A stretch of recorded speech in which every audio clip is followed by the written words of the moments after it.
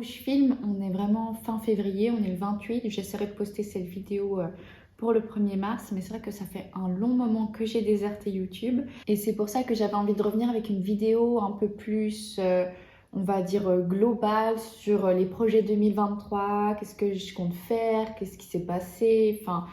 Voilà, quel est l'avenir aussi de cette chaîne YouTube, quoique, est-ce qu'on peut parler d'avenir quand on est une toute petite chaîne YouTube et qu'on a déserté pendant presque 4 mois?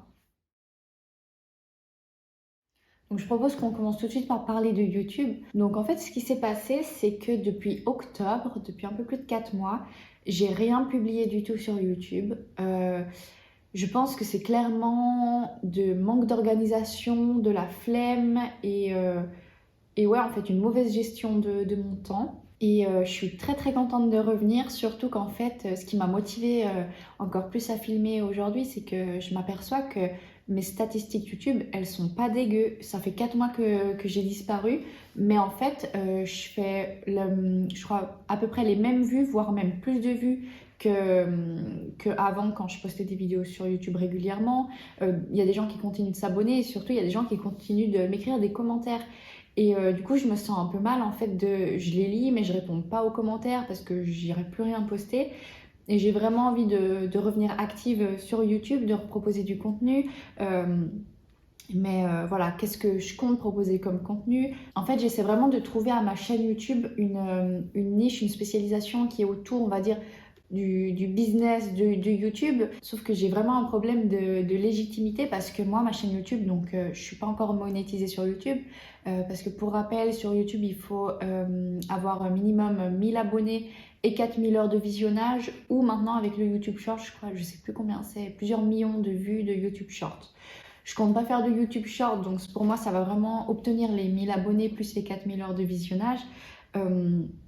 Mais du coup, en fait, à chaque fois que je poste des tutoriels sur YouTube, par exemple, comment faire une miniature, comment, je sais pas, améliorer ses vues, etc., il y a toujours une partie de moi qui dit, mais Serena, t'es personne, en fait, pour faire ce genre de tips, même si, en fait, je sais comment les réaliser, bah, en fait, ma chaîne, elle a pas, comment dire, elle décolle pas plus que ça, parce que totalement, en fait, je publie pas assez, je suis pas assez régulière.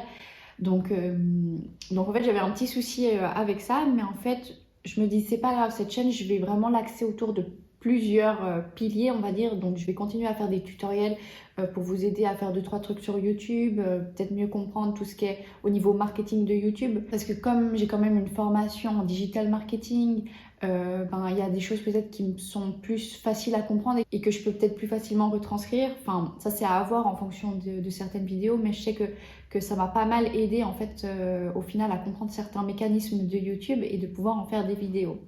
Donc je compte continuer à faire ce genre de vidéos, mais aussi j'ai envie un peu de faire plus de vidéos un peu style business, entrepreneuriat, mais sans faire la gourou du e-commerce ou quoi que ce soit. Parce que ça m'intéresse pas tellement, même si je regarde ce genre de vidéos, mais en fait je les regarde aussi avec comment dire, un peu un pied en dehors de tout ça. Enfin, je prends pas tout vraiment au pied de la lettre parce que ça peut être dangereux. On peut vite commencer à dépenser beaucoup d'argent dans le e-commerce, dans le business en ligne ou ce genre de choses. Et en fait, rien vendre du tout et juste avoir le sentiment de s'être fait arnaquer. Donc, je compte plutôt voilà, montrer comment on fait les choses, mais sans, comment dire, sans promettre quoi que ce soit. Sans vous dire vous allez faire plein d'argent, etc., etc. Parce que bah, je sais comment faire par exemple une boutique Shopify ou un site WooCommerce avec WordPress, ce genre de choses, ou faire une campagne Facebook Ads, Google Ads. Donc ça peut être en fait des petites vidéos comme ci comme ça qui apparaissent pour voilà, si vous avez un problème dans votre création de boutique, ben, je pourrais vous aider à certains niveaux. Ou aussi par exemple, est-ce qu'une boutique en ligne elle est bien réalisée ou ça sent un peu l'arnaque. Enfin voilà, je vais juste vous montrer en fait 2-3 trucs, mais sans vous pousser à, je sais pas, à en fait à mettre de l'argent dans quelque chose que vous n'êtes pas sûr de retrouver après. Donc je pense un peu tout ce qui est ce côté business en ligne, ça peut être intéressant. Et aussi, je sais pas ça si je vais en faire des vidéos, mais je me dis ça pourrait être intéressant. En 2023, en fait, j'aimerais beaucoup personnellement faire mon premier investissement immobilier. Et je me dis que ça peut être intéressant de voir un peu le processus, comment du point de départ à la réalisation. J'espère vraiment que 2023, je pourrai vraiment acquérir mon premier bien immobilier, puis voilà, d'en faire de l'investissement immobilier, de l'investissement locatif. Du coup, sur ce niveau-là, un peu immobilier, sûrement que je ferai peut-être des petites vidéos. Je sais pas trop encore comment les tourner, peut-être pas à pas, par exemple, comment chercher un bien immobilier, comment s'assurer qu'il soit rentable à l'avenir, enfin, donner des petits tips. Donc, je me dis, ça peut être aussi une bonne idée. Euh, Globalement, voilà, je pense que cette chaîne YouTube, elle va rester un peu en termes business, YouTube, marketing, comme à la base. Sauf que je m'étais un peu perdue, je savais pas trop ce que j'avais envie de proposer, j'avais vraiment perdu la motivation. Donc là, il y aura vraiment ces trois piliers, donc qui va rester les conseils YouTube, un peu tout ce qui va être digital marketing, tout ce qui gravite autour, puis tout ce qui va être justement peut-être investissement immobilier, pourquoi pas, encore à réfléchir. Pour ma chaîne YouTube, je compte vraiment monétiser ma chaîne YouTube en 2023, donc c'est-à-dire que je dois vraiment être régulière, proposer du contenu qui va intéresser les gens et voilà, faire les 4000 heures de visionnage, les 1000 abonnés. Je pense que c'est faisable. Si je reste consistante, si vraiment je me fais un planning éditorial de vidéos comme j'avais fait un peu en début d'année passée où j'avais vraiment été régulière tout le début 2022, il était bien, je publiais assez fréquemment et c'est ça qui m'a permis en fait qu'en octobre j'ai plus rien posté mais les gens continuaient de regarder mes vidéos autant qu'avant donc je me dis il faut que je continue de surfer sur cette vague et voilà, que je remette la machine en route. Donc cette vidéo, ça permet aussi vraiment de faire un petit état des lieux et puis de vous expliquer un peu là qu'est-ce qui va se passer dans le futur pour cette chaîne. Aussi, je suis un peu tiraillée avec une autre envie que j'ai sur YouTube, c'est plus faire du contenu un peu, je sais pas, lifestyle, mais un peu basique. Juste que le contenu ce soit en fait plus par rapport à moi et ma vie, on va dire en général. Et ça, je vais pas le mettre sur cette chaîne-là parce que cette chaîne, c'est les gens qui s'abonnent à cette chaîne, c'est pas pour voir Serena qui raconte sa vie, c'est plutôt justement j'ai un problème sur YouTube ou sur un autre truc et moi j'essaie de vous y trouver une solution en fait. Donc je pense que ça va être vraiment deux choses distinctes. Euh, Donc là, on a vraiment parlé de ma chaîne YouTube, des vidéos que je compte réaliser, des différentes thématiques que je compte justement aborder. Euh, mais par exemple, le bien immobilier, comment je compte le financer. Donc là, on va parler plutôt de mon job en tant qu'employé, mais aussi en tant que freelance. À savoir que moi, donc, je vis et je travaille en Suisse.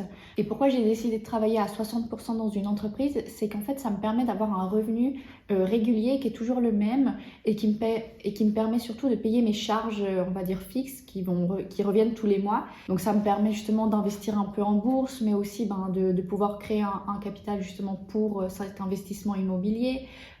J'aimerais bien aussi avoir un troisième pilier, donc on va dire de travailler à 60%, ça me permet de vivre, mais pas de vivre confortablement. C'est-à-dire que je m'achète rarement des choses, genre des vêtements, je vais pas me faire un gros voyage. Enfin, ça me permet plutôt de mettre l'argent là où j'en ai besoin pour mes investissements ou pour payer mes charges, mais pas plus. Je vais pas faire la vie d'Aloca, quoi.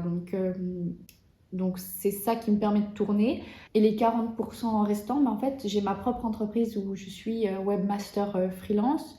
Je réalise des sites internet, que ce soit avec WordPress, Shopify. Aussi, je propose mes services de community manager. Je fais un peu aussi tout ce qui est publicité print et digital. Donc, c'est quelque chose que j'ai commencé en 2022.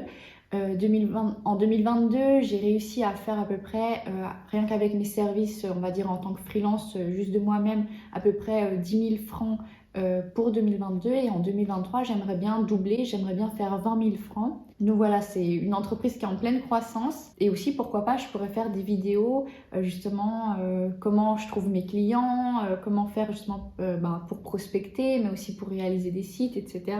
Donc j'ai ces deux principales sources de revenus qui sont mon emploi fixe et puis mon job de freelance à côté. Du coup, comme ça, vous avez un peu un aperçu de voilà comment je compte financer un bien immobilier ou comment j'investis en bourse, etc.